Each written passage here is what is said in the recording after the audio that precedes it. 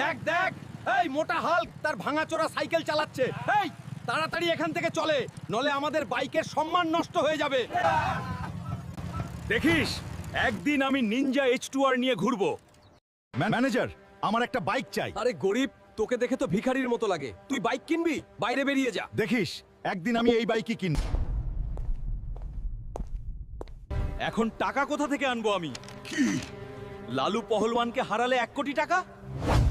আমি ওকে হারাবো।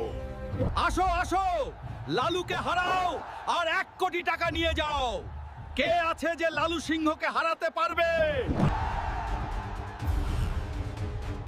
আমি এই লালুর সাথেই লড়বো।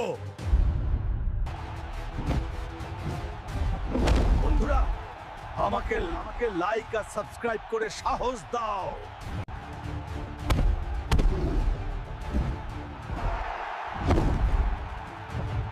এই নাও 1 কোটি টাকা, আর আমাকে বাইকের চাবি দাও। আমাকে মাফ করে দিন, দয়া করে। এই নিন আপনার চাবি।